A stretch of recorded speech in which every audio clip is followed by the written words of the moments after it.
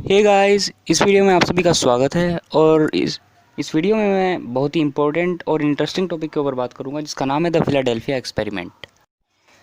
इस एक्सपेरिमेंट के कोई रिकॉर्ड्स नहीं है, ऑफिशियल रिकॉर्ड्स नहीं है कि ये हुआ था या नहीं हुआ था, लेकिन बहुत से लोग कहते हैं ये हुआ था और बहुत से लोग कहते हैं कि ये नहीं हुआ था।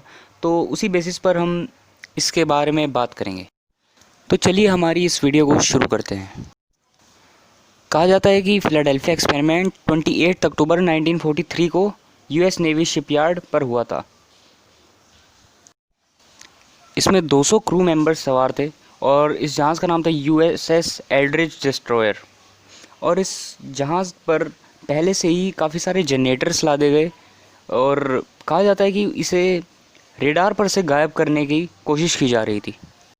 जब ये एक्सपेरिमेंट शुरू हुआ तो शिप के बाहर काफ़ी सारे तार लगाए गए और यूनिफाइड इलेक्ट्रिक थ्योरी का इस्तेमाल करके उन तारों में एक सीमित मात्रा में करंट दौड़ाया गया, जिससे वो मानते थे कि ये रेडार से गायब हो जाएगा, लेकिन असल में लोग मानते हैं कि वो उस वजह से टेलीपोर्ट हो गया। और वहाँ से टेलीपोर्ट होने के कुछ ही सेकंड बाद वो जहाज़ पेंसिल्वेनिया के वर्जीनिया के शिपयार्ड पर पाया गया, जो वहाँ से 300 किलोमीटर की दूरी पर है। हालांकि ये बात दबा दी गई थी, लेकिन 1955 में मॉरिस जेसॉफ, जो कि एक एस्ट्रोनॉमर और यूएफओ रिसर्चर हैं, उन्होंने एक लेटर रिसीव किया कार्लोस मैकेल एलरॉन के ज़रिए।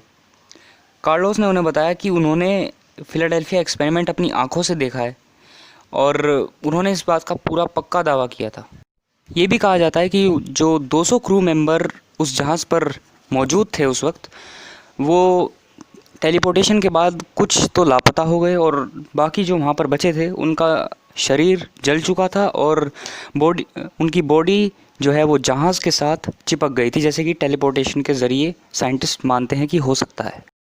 इस एक्सपेरिमेंट को इतना ख़ास इसलिए भी माना जाता है क्योंकि उस टाइम पर इस एक्सपेरिमेंट में काफ़ी बड़े और जाने माने साइंटिस्ट जुड़े हुए थे, जैसे कि निकोला टेस्ला, एल्बर्ट आइंस्टीन और डॉक्टर जॉन न्यूमैन।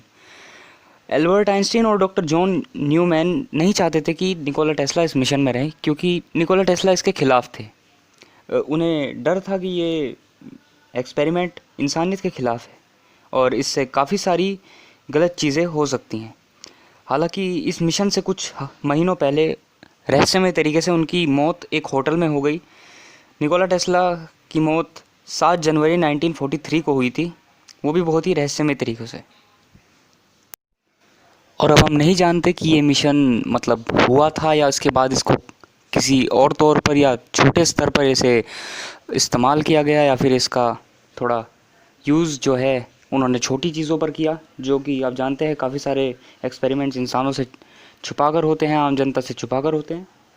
तो ये मेरे कुछ पॉइंट्स थे जो मैंने आपके सामने रखे। ये आपको इंटरनेट पर अवेलेबल मिल जाएंगे। तो कमेंट सेक्शन में मुझे बताना कि आपकी राय क्या है, क्या आपको लगता है ऐसा हुआ था। फिर मिलते हैं अगले वीडियो में। नमस्कार।